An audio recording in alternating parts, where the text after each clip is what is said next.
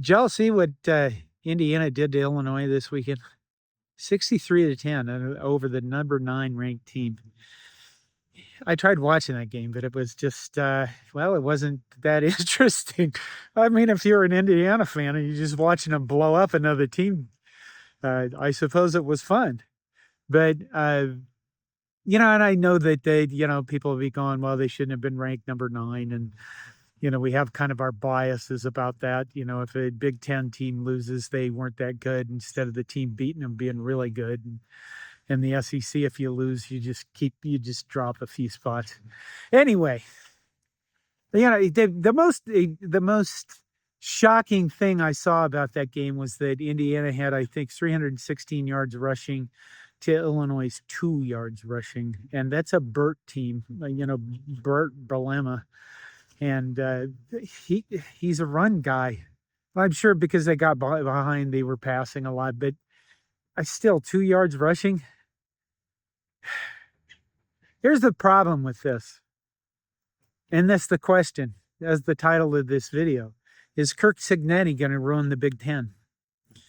You go back and look and you wonder, how many coaches got fired because of Nick Saban in the SEC when he was a coach? Because all of those other, all the other teams out there looked out there and said, well, why can't we be Nick Saban? Look at what Nick Saban's doing at Alabama. And they fired their coaches because of it. And now is the same thing going to start happening in the Big Ten? I mean, the good news for Big Ten coaches is that Curt Cignetti is 64 years old. And you wonder how long he's actually going to coach. There's always this thing about, he's going to leave, somebody's going to throw money at him, and he's going to go to a blue blood, or, like Ryan Day might go to the NFL and then he'd go to Ohio State, and Curt Cignetti at Ohio State, because for some reason we just can't grasp the idea that Indiana might be good at football. And they've never been really good at football. You'd think 1945 was their best year in their history when they went 9-0-1, and 1967 was their only year they made the Rose Bowl. So it's a program that literally has had almost no success throughout their entire history. Very little success compared to a lot of other programs. And now Signetti is just kicking the shit out of everybody. And people can't accept the fact that Indiana might be that good, or that Signetti has done this. And it's kind of interesting to see. And I see the comments, from my reaction video about Nebraska's loss to Michigan. Why can't we hire Curt Cignetti? Why couldn't we get him here?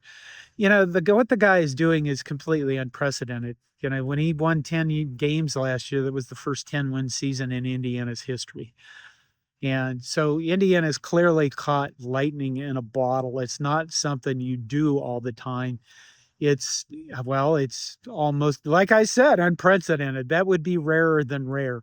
So it's not like you can call up your search firm and go, we want a coach that'll turn this around in 1 year, just like Curt Cignetti.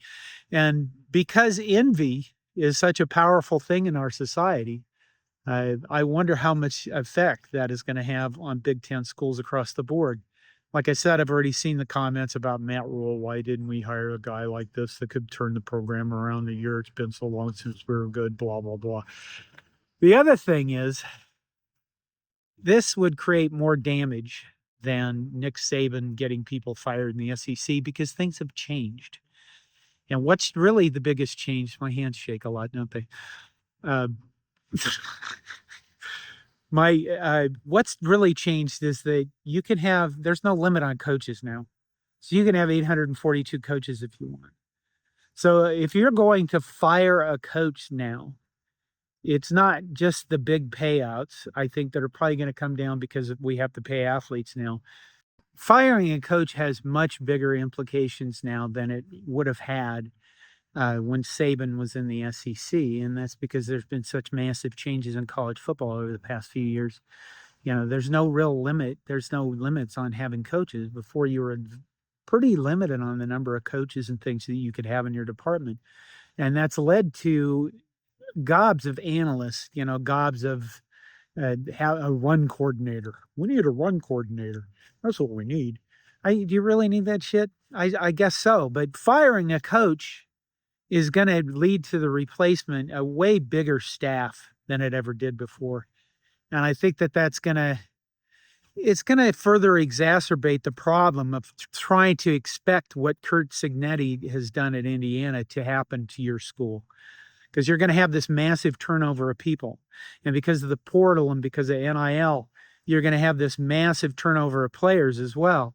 So if you look at Signetti at Indiana as something that you wish your team would follow, I really be careful of what you're hoping for, because I can see where you just put yourself into an endless cycle of rinse, rather repeat, oh, you know what I mean.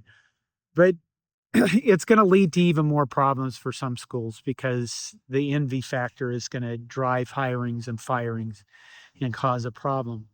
I think also what you saw over the weekend was Wisconsin get beat up by Maryland. Is Maryland that good or is Wisconsin that bad? Probably a little bit of both.